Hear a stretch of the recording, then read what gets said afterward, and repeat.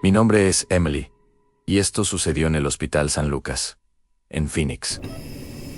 Tenía 22 años, y me estaba recuperando de quemaduras de segundo grado, tras un accidente en la cocina. Pensé que lo peor había pasado, hasta que lo trajeron a Elan. Aún no sé qué fue lo que vi esa semana, pero puedo decirte una cosa, aun cuando huelo carne quemada ahora, todavía puedo oírlo reír. La unidad de quemados siempre parecía demasiado silenciosa. Incluso las máquinas parecían respirar más despacio allí, el zumbido bajo de los ventiladores, el tic-tac rítmico de las goteras de los sueros. El aire apestaba antiséptico y gasas chamuscadas. Llevaba 4 días allí cuando lo trajeron. Era casi medianoche. Las luces estaban tenues, y recuerdo haber escuchado las ruedas de una camilla chirriando por el pasillo. Cuando pasaron frente a mi habitación, lo veían completamente envuelto en vendas, de la cabeza a los pies. Ni un solo trozo de piel visible. Su respiración era húmeda, irregular, como si cada inhalación doliera. 2 enfermeras susurraban fuera de mi puerta. Quemaduras en el 90% del cuerpo, dijo una. Ni siquiera debería estar vivo. Al principio sentí lástima. Solo era una forma bajo capas de vendas. Pero luego, cuando colocaron su cama junto a la mía, noté algo extraño. No se movía, ni siquiera cuando le colocaron el suero, ni siquiera cuando le hablaba Nan. Simplemente yacía allí, respirando. Las noches eran lo peor. La habitación siempre estaba demasiado cálida, demasiado quieta. Empecé a notar su respiración, cómo cambiaba cuando apagaban las luces. Durante el día era constante, tenue, pero después de la medianoche se volvía más lenta, más profunda. A veces se detenía por completo. Yo me quedaba inmóvil, contando los segundos, an 1, an 2, an 3. Silencio. Y entonces, de pronto, ese sonido otra vez, un jadeo áspero, como plástico derretido, raspando contra sí mismo. Una vez, no pude evitar susurrar, ¿estás bien? Ninguna respuesta, solo el clic del aire acondicionado encendiéndose. Intenté convencerme de que era mi imaginación, los analgésicos jugándome una mala pasada, pero alrededor de las 3 de la mañana, desperté otra vez con ese mismo aliento rasposo, esta vez más cerca. Era distinto, más lento, prolongado. Contuve la respiración, escuchando, y entonces lo oían, una exhalación suave, ronca. Emily. Me quedé helada. Mi monitor cardíaco se disparó tan fuerte que una enfermera entró corriendo. Revisó mis signos vitales, sonrió débilmente y dijo, ¿estás bien, cariño? Solo una pesadilla, pero yo sabía lo que escuché. Dijo mi nombre. Para la 4ª noche, dejé de intentar dormir. Cada sonido me hacía saltar a él, zumbido de las luces fluorescentes, el ros de los zapatos de las enfermeras, el silbido tenue del oxígeno. Fue entonces cuando los vi. 3 personas, vestidas de negro, entraron después del horario de visitas. No hablaron con nadie, simplemente caminaron directo a su cama y se quedaron allí, una en la cabecera, 2 a los pies. Sus voces eran bajas, rítmicas. No era inglés, sonaba como un canto. Presioné el botón de llamada, pero nadie vino. El intercomunicador hizo un clic y luego silencio. Podía oír los susurros con claridad now. Un patrón, palabras que se repetían y que no podía entender. Algo en ellas se sentía mal, antiguo. Finalmente, grité, «¡No pueden estar aquí!». Ya cerraron las visitas, pero ni siquiera me miraron. Solo siguieron susurrando, moviendo las manos ligeramente, como si trazaran formas invisibles sobre su cuerpo. Después de unos minutos, se fueron silenciosos, sin prisa. Miré hacia el puesto de enfermeras. Nadie había visto Nada. Cuando pregunté por las visitas a la mañana siguiente, la enfermera frunció el ceño. Visitas. Nadie ha entrado aquí, Emily. Ahí fue cuando comprendí. Tal vez no eran visitantes. Esa noche no pude dormir. Cada pocos minutos oía susurros lejanos. El mismo patrón rítmico que había escuchado de los visitantes venía de su cama. Me repetía que eran las máquinas, las rejillas del aire, cualquier cosa menos Ellen. Pero entonces noté que el sonido tenía forma en palabras.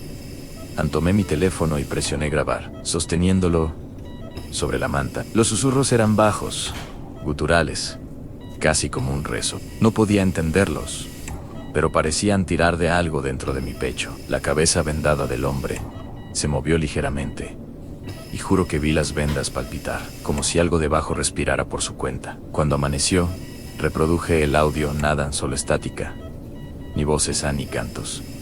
Esa noche lo escuché otra vez, solo que esta vez las palabras eran más claras. Las repetía el mismo ritmo, el mismo tono oscuro que usaron los visitantes. Su rostro envuelto temblaba mientras hablaba, y vi las vendas alrededor de su boca estirarse, como si algo dentro intentara salir. Dejé caer el teléfono. Él dejó de hablar al instante. El silencio después fue más pesado que las palabras.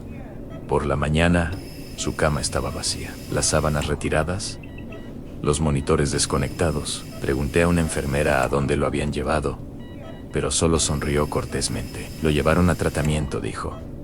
Pasaron horas, no volvió. La cama seguía vacía. Esa tarde, escuché a dos enfermeras hablando cerca del armario de suministros. Una susurró: no tenemos registro de ese paciente. La otra solo dijo: entonces no preguntes. No pude comer, ni siquiera estar quieta. Me repetía que lo habían trasladado, pero algo en mí sabía la verdad. Esa noche, desperté con un sonido en un goteo lento y constante. Giré la cabeza. Mi suero estaba bien. El goteo no venía del mío, venía de la cama junto a mí en su cama. Un líquido transparente corría por el barandal hasta el suelo.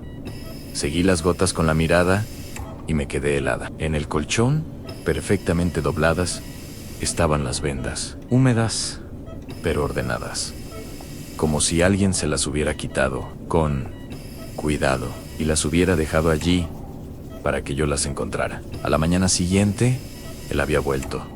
Simplemente estaba ahí, como si nunca se hubiera ido. Las enfermeras no reaccionaron. Entraban y salían de la habitación como si todo fuera normal. Nadie dijo una palabra sobre la cama vacía ni los archivos faltantes, pero algo era distinto. El aire se sentía pesado, húmedo. Podía oler algo dulce y metálico, como azúcar quemada y sangre. Sus vendas eran más oscuras ahora, manchadas con manchas negras, aceitosas y húmedas. Presioné el botón de llamada. El intercomunicador hizo clic. Una vez, estática.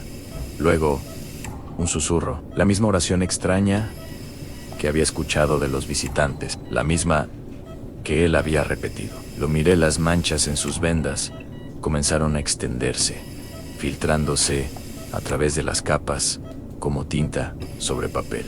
Enfermera, grité. A ninguna respuesta. Los susurros crecieron en el intercomunicador. Las palabras me envolvían, se enroscaban en mis oídos. Y justo antes de que la estática se cortara por completo, escuché algo más una risa, suave, húmeda. Familiar. Él estaba despierto. Esa noche, desperté con el pitido constante de mi monitor cardíaco demasiado rápido, demasiado fuerte. La habitación estaba bañada por la luz roja del letrero de emergencia sobre la puerta. Todo se veía distorsionado, estirado por las sombras. Lo sentía, alguien me observaba. Giré la cabeza lentamente, temiendo hacer ruido. Su cama estaba vacía. Las sábanas colgaban sueltas, los tubos se balanceaban. Por un momento, pensé que se lo habían llevado otra vez. Entonces, mis ojos se acostumbraron. Estaba de pie, junto a su cama, erguido, perfectamente quieto. Su cabeza vendada se inclinó ligeramente hacia mí, como un perro que escucha un sonido que no comprende. Los tubos que habían estado conectados a sus brazos y pecho colgaban libres, goteando. No debería haber podido mantenerse en pie. No con esas heridas, susurré. Ayuda, alguien. Por favor. Pero mi voz se quebró a la mitad. Nadie vino. Dio un paso lento hacia adelante. El suelo crujió bajo su peso. Y entonces, de repente, el monitor cardíaco emitió una línea continua. No el suyo, el mío. Y en ese silencio absoluto, escuché un leve crujido bajo sus vendas. Como algo arrastrándose debajo. El olor llegó primero. Carne quemada en dulce, espeso, sofocante. Quise gritar, pero mi garganta se cerró. El aire temblaba. El calor emanaba de su cuerpo en ondas. Pude ver destellos naranjas bajo las vendas. Pequeñas chispas, moviéndose. Empezó a reír. Bajo al principio, ahogado por los vendajes. Luego más fuerte, rompiendo en carcajadas casi alegres. Las llamas se extendían de forma antinatural, subiendo por sus brazos, su pecho, su rostro. El fuego no consumía las vendas. Ardía desde dentro de ellas, como si se alimentara de él. El intercomunicador se encendió. Esa misma oración gutural llenó la habitación, repitiéndose, superponiéndose con su risa, hasta que ya no podía distinguir cuál era cuál. Arranqué mi suero, intentando salir de la cama. El calor era insoportable. El humo me llenaba los pulmones. A través del velo lo vi girar hacia mí, todavía riendo, mientras el fuego lo devoraba por completo. Cuando desperté, la habitación era blanca. Otra vez, estéril en fría. No había humo, solo una enfermera sonriendo demasiado amablemente, diciendo: estás a salvo ahora, Emily.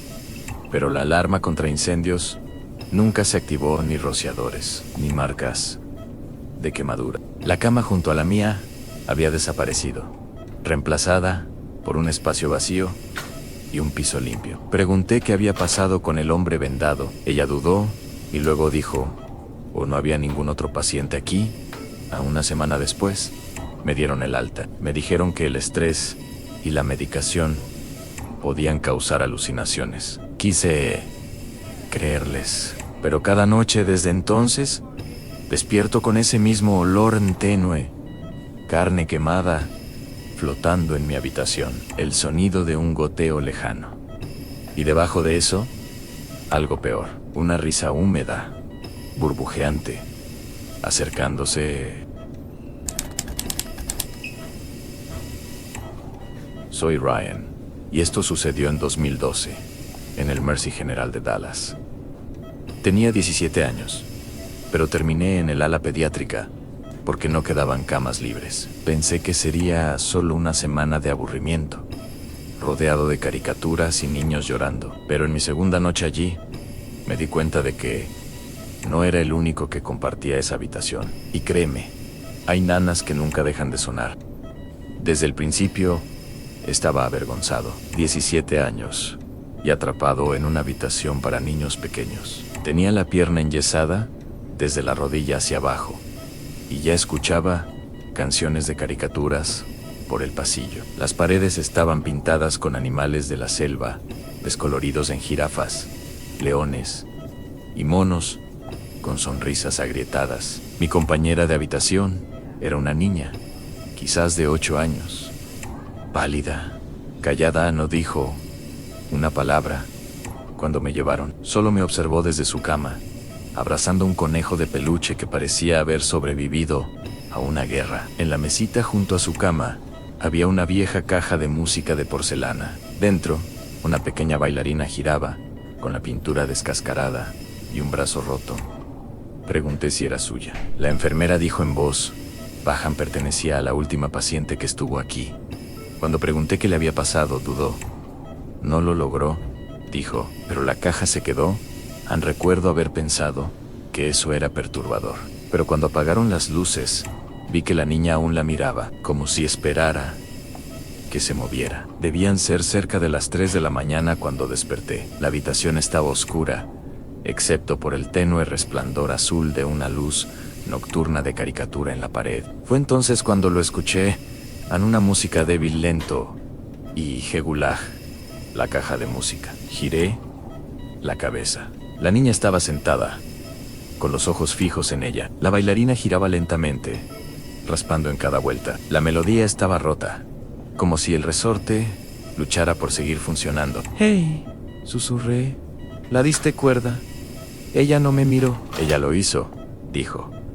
Por un segundo, no entendí quién. Ninguna respuesta, solo esa misma melodía, quebrada, llenando el silencio. Me cubrí la cabeza con la manta y me dije que debía ser la corriente de aire. La caja moviéndose sola de alguna forma, pero incluso bajo la manta. Podía sentir el ritmo de esa canción, repitiéndose en mi pecho. Siguió sonando mucho después de que me quedé dormido. A la mañana siguiente, pregunté a la enfermera de turno nocturno sobre eso. Era Mayo Ere, con ojeras profundas y un rostro cansado. Cuando mencioné la caja de música, su mano se detuvo a mitad de camino mientras ajustaba mi suero. «Esa cosa», dijo en voz baja, «ha estado aquí desde siempre. La madre de la última niña no pudo llevársela a casa después de que falleció». Forzó una sonrisa. «Es inofensiva, solo un juguete viejo». «Entonces, ¿por qué empieza a tocar sola?», pregunté. La enfermera dudó, mirando hacia la cama de la niña. «Tal vez un mecanismo suelto», respondió, pero su voz tembló. «No te preocupes, cariño. Estas alas viejas tienen la costumbre de retener cosas». No me gustó cómo dijo cosas. Esa noche, sorprendí a la niña tarareando la misma melodía mientras dormía.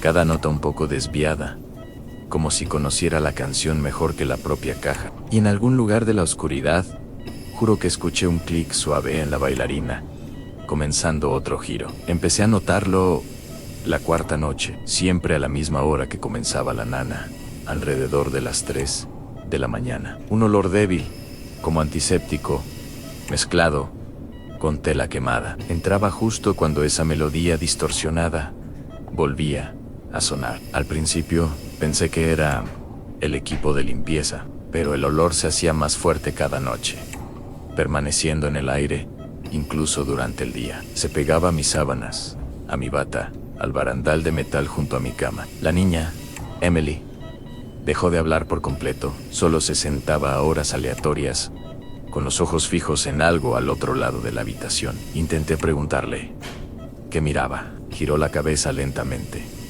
su rostro pálido y distante.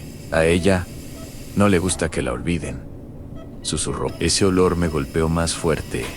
En ese momento, un espeso, amargo, me llenó la garganta. Presioné el botón de llamada, pero nadie vino. La melodía se detuvo unos segundos después, como si alguien la hubiera interrumpido a mitad de nota. Esa noche desperté jadeando. La melodía había vuelto, pero distinta, frenética, girando demasiado rápido. La bailarina encima daba vueltas como si fuera a salir volando. La cama de Emily estaba vacía, las sábanas revueltas. Mi pulso se disparó al presionar el botón de llamada, pero el intercomunicador respondió solo con estática. «Emily», susurré a mi voz. Apenas se oyó. Entonces, la puerta se abrió con un chirrido lento. Vi movimiento cerca del suelo, como sombras diminutas deslizándose bajo la luz. La caja de música chirrió y se detuvo en silencio. Luego una enfermera entró, pálida, temblorosa, con los ojos húmedos. No me miró, fue directo a la caja de música. La tomó y la metió en un gabinete metálico. Lo cerró con llave, susurró: «No preguntes por eso», y salió. El olor permaneció mucho después de que se fue. A la mañana siguiente, la cama de Emily estaba perfectamente hecha, su pulsera aún sobre la almohada. Cuando pregunté a la enfermera qué había pasado, dijo que Emily había sido dada de alta temprano, pero su voz no sonó convencida. «Nadie vio llegar a sus padres», dije. Ella solo bajó la mirada. Más tarde ese día, escuché a 2 enfermeras hablando junto al carrito de suministros. Una dijo: encontraron el gabinete cerrado otra vez esta mañana. Nadie lo tocó. La otra solo respondió: entonces, ¿quién devolvió la llave? Esa noche no pude dormir. La habitación se sentía más fría. Cada sonido duraba demasiado. El olor a antiséptico era tan fuerte que tuve que cubrirme la nariz con la manta. Justo antes de quedarme dormido, creí oír algo débil, un pequeño clic metálico desde dentro del gabinete. Y luego, una sola nota rota de la nana sonó antes de volver al silencio. Esa noche no pude dormir. El aire se sentía pesado, como si toda la habitación contuviera la respiración. Alrededor de las 3 de la mañana, el gabinete frente a mí comenzó a temblar, suavemente al principio, como si alguien tocara desde adentro. Luego vino el sonido. La misma nana irregular, amortiguada, como atrapada detrás del metal. Me quedé inmóvil.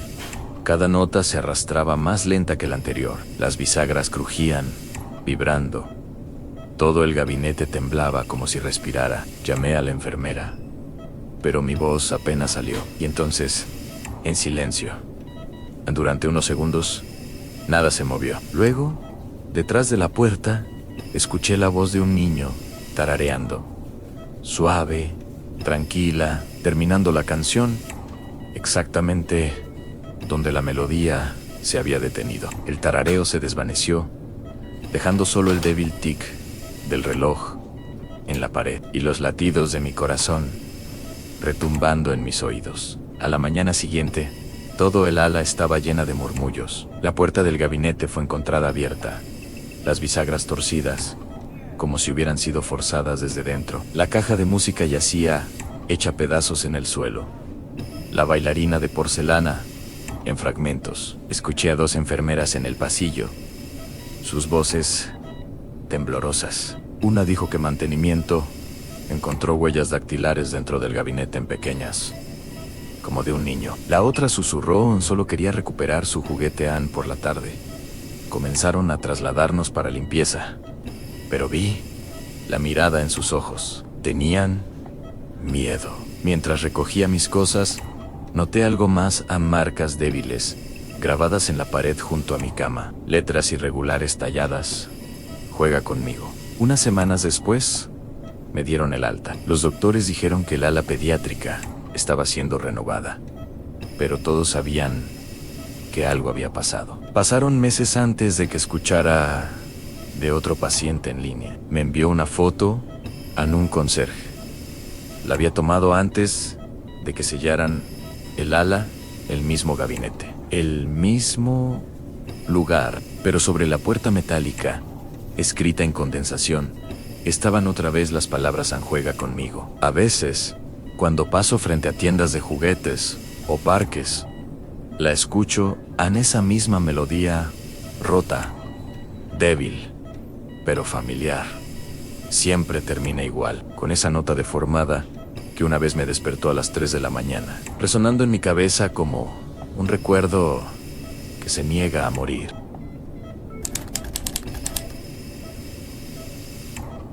Mi nombre es Daniel y tengo 43 años. Esto ocurrió hace unos años, cuando fui hospitalizado en Mary's de Portland por una infección pulmonar. Estaba en aislamiento, sin visitas, sin compañeros de habitación, solo yo, el siseo del oxígeno y el sonido de mi propia respiración a través de la máscara. Pensaba que las noches eran la peor parte, hasta que me di cuenta de que alguien más caminaba por ese pasillo cada noche. Alguien que no debería estar ahí. El aislamiento hace algo extraño con tu mente. El zumbido del respirador, el constante siseo del oxígeno, se convierte en el ritmo de tus pensamientos. Había una pequeña ventana en la puerta, lo justo para ver el pasillo. Nunca su final. Las enfermeras deslizaban bandejas, revisaban mis signos vitales a través del vidrio, levantaban el pulgar y desaparecían otra vez. Después de unos días, dejé de ver televisión. Solo escuchaba en el chirrido de las ruedas de los carros, pasos suaves, puertas que se cerraban una tras otra. Cada sonido se sentía más fuerte en ese silencio, más deliberado, como si el edificio mismo respirara. Eran cerca de las 2 de la mañana cuando desperté. Al principio creí que era parte de un sueño. El sonido de zapatos golpeando lentamente el pasillo, agudo, constante. A través de la pequeña ventana, la vi. Una mujer con un uniforme de enfermera, anticuado en cofia blanca, delantal azul pálido, del tipo que se ve en fotografías, en blanco y negro. Se movía de puerta en puerta, deteniéndose en cada una. Solo se quedaba ahí, mirando a través del vidrio. Cuando llegó a mi habitación, me quedé helado. Inclinó la cabeza ligeramente, como si leyera algo en mi rostro. Luego se giró y siguió caminando. Me dije que debía ser parte del personal nocturno, pero ese uniforme no se veía bien. La noche siguiente volvió a la misma hora, el mismo sonido de pasos. 2:18 de la madrugada. Miré el reloj. Apareció al fondo del pasillo, moviéndose lentamente. Sus zapatos golpeando las baldosas al ritmo del monitor cardíaco a mi lado. Nunca entró en una habitación. Solo se detenía en cada puerta observando. Cuando llegó a la mía, levanté la mano, saludé levemente, pero ella no se movió. No reaccionó. Su cabeza giró apenas, la luz del pasillo reflejándose en sus ojos, como de vidrio. Empecé a esperarla después de eso. No por curiosidad, por miedo en ese momento. Cuando su sombra pasaba frente a mi ventana, siempre llegaba justo a tiempo. A la mañana siguiente, intenté mencionarlo casualmente. La enfermera entró a revisar mi suero, y mientras ajustaba el goteo le pregunté: «Oye, ¿quién es la mujer que camina por el pasillo de noche? ¿La del uniforme antiguo?». Se detuvo por medio segundo, luego rió, como si no hubiera escuchado bien. «¿Uniforme antiguo?», dijo, aún sonriendo. «Nadie usa eso ya. Ahora todas tenemos pijamas clínicas». Le conté lo que había visto: la cofia, el delantal, la manera en que revisaba cada habitación. Su expresión cambió un poco. Ya no sonreía del todo. «Probablemente estaba soñando, señor Harris. Los medicamentos pueden causar eso a veces», lo dijo demasiado rápido, demasiado ensayado. Cuando se fue, me quedé mirando el vidrio mucho tiempo. Aún podía ver el contorno tenue de donde ella había estado la noche anterior. Mi reflejo se veía pálido, cansado, y detrás de él creí ver un movimiento, solo un destello, como alguien pasando otra vez, pero eran solo las 10 de la mañana. Esa noche decidí escribirlo todo. Mantuve el reloj del teléfono abierto, esperando las 2:18. Las luces del pasillo zumbaban suavemente. Ese resplandor estéril que hacía que todo pareciera demasiado quieto. Y entonces, ahí estaba, el ritmo de los zapatos, tac, tac, tacan, uniforme, lento, deliberado. Apareció exactamente a tiempo, al mismo uniforme, misma postura. Se detuvo en cada puerta, pero esta vez se quedó más tiempo frente a la mía. Podía ver su silueta a través del pequeño ventanal, los hombros ligeramente encorvados, la cabeza inclinada, como si escuchara algo. Levanté la mano. Saludé. Ninguna respuesta, solo el leve giro de su barbilla, el destello de unos ojos de vidrio, reflejando la luz del pasillo. Mi pecho se tensó. Anoté cada segundo, cada pausa. Por la mañana, pregunté a la enfermera nocturna si alguien había hecho rondas. Negó de inmediato. No patrullamos el aislamiento después de medianoche. Falta personal. Sonrió, pero sus ojos parecían inquietos, como si ya supiera lo que iba a decir. Mi última noche antes del alta. No dormí. Observé el reloj acercarse a las 2:18. Las luces del pasillo parpadearon 1, 2 veces. Luego se estabilizaron. Y ahí estaba otra vez. Se detuvo frente a mi puerta. Pero esta vez no se movió. Durante casi un minuto se quedó inmóvil, con las manos entrelazadas frente a ella, la cabeza inclinada apenas, como si me estudiara. En mi pulso, se aceleró. Finalmente, podía ver su rostro con claridad. Tan pálido, liso, inexpresivo. Los ojos no parpadeaban. Se veían mal, como de vidrio pintado bajo plástico transparente. Sus labios se entreabrieron un poco, pero no salió sonido alguno. Quise apartar la vista, pero no pude. Sentía que si parpadeaba, ella se acercaría. Entonces, cuando las luces se atenuaron por una fracción de segundo, desapareció. Simplemente desapareció. El pasillo, vacío, pero incluso con la puerta sellada, podía sentir su mirada atravesando el vidrio, como si nunca se hubiera ido. Recuerdo presionar el botón rojo de llamada hasta que me dolió el pulgar. El intercomunicador hizo clic, pero no se escuchó ninguna voz. La mujer afuera de mi ventana no reaccionó. Solo se quedó allí, con esa leve inclinación de cabeza, como si escuchara el pulso de la máquina de oxígeno. Susurré en por favor, vete. Pero el sonido de mi voz solo pareció mantenerla ahí más tiempo.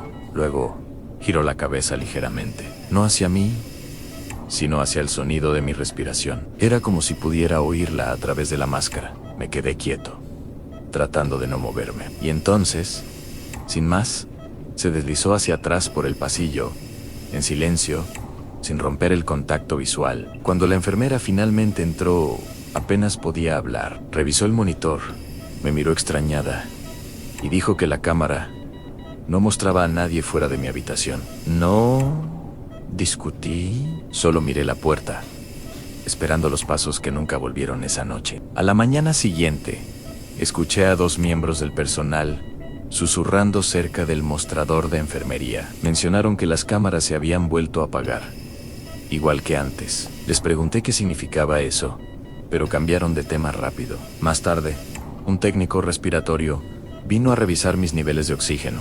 Tal vez notó lo alterado que estaba, porque tras un momento se inclinó y dijo en voz baja: «Está en el ala de aislamiento antigua, ¿verdad?». Cuando asentí, suspiró. «¿Ha oído hablar de la técnica que murió aquí en los 80? Una explosión de tanque de oxígeno. Todo el pasillo se llenó de gas, era la única en turno».